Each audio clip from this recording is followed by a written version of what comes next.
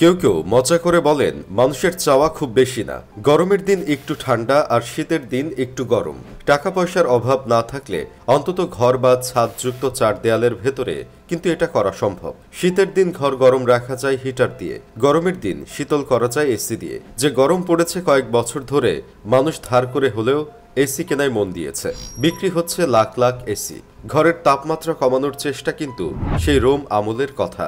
এলাগাবুলাস নামে এক সম্রাট গরমের ভাব কমাতে পাহাড় থেকে তুষার নামাতেন। সেই তুষার বাগানে স্তূপ করত কৃতদাসটা। সম্রাটের ভাবনা ছিল বাতাসের প্রবাহ বরফ ছুঁয়ে এলে ঘরের ভেতরের পরিবেশ হবে ঠান্ডা। বহু চেষ্টার পর 1902 সালে একটি যন্ত্র আবিষ্কার করা সম্ভব হয়, যা গরম পরিবেশকে শীতল করতে সক্ষম। নিউ ইয়র্কের Sackett and Wilhelms lithographing and painting company নামে একটি ছাপাখানা ছিল।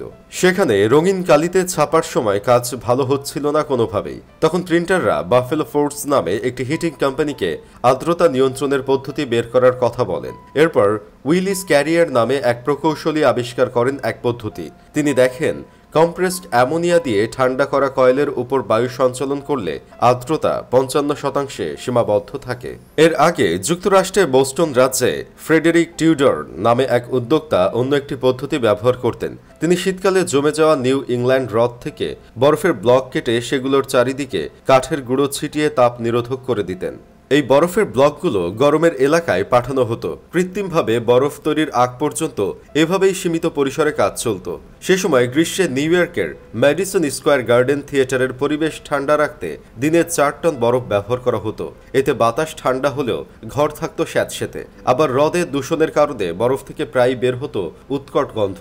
এরপর এলো বাফেলো ফোর্জের সেই উদ্ভাবন। তারা প্রযুক্তিটি বিক্রি করতে শুরু করে দেয়। কারখানাগুলো তা কিনতেও শুরু করে। 1906 সাল নাগাদ উদ্ভাবক উইলিস ক্যারিয়ার ভাবলেন থিয়েটারের মতো ভবনগুলোকে আরামদায়ক করা যায় কিনা। সে সময় থিয়েটারগুলো গ্রীষ্মে বন্ধ করে রাখা হতো, কারণ সেখানে মানুষের গাদাগাদি হয়, কিন্তু জানালার ব্যবস্থা নেই। 1920-এর দশকে মুভি থিয়েটারে প্রথমবারের মতো এসি বসানো হয়। এতে থিয়েটারগুলো সারা বছরই চালু রাখা যায়। বলা চলে হলিউডের সিনেমা শিল্পের বিকাশেও অবদান রাখে এসি। এই যন্ত্র না থাকলে ইন্টারনেট সুলভ থাকতো না। এসি থাকার কারণেই ইন্টারনেট সরবরাহকারী সার্ভার ফার্মগুলো কাজ করতে পারে নির্বিঘ্নে। কারখানাগুলো তাপমাত্রা নিয়ন্ত্রণ করতে না পারলে সিলিকন চিপ তৈরি করতেও বেগ পেতে হতো। বাড়ি নির্মাণ শিল্পেও এসির অবদান ব্যাপক। এটি না থাকলে কাচ দিয়ে আকাশচুম্বী ভবনের কথা ভাবাই যেত না। তখন ওপরের তলায় গরমে সেদ্ধ হয়ে যেত মানুষ।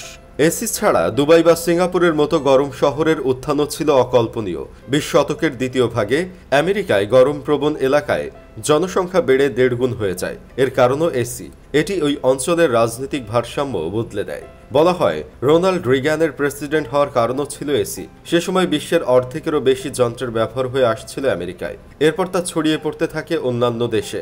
বাংলাদেশেও এখন প্রতি বছর বিক্রি হচ্ছে লাখ লাখ মেশিন। অর্থনীতিবিদরা দেখিয়েছেন গড় তাপমাত্রা যত বেশি, মানুষের উৎপাদনশীলতা তত কম।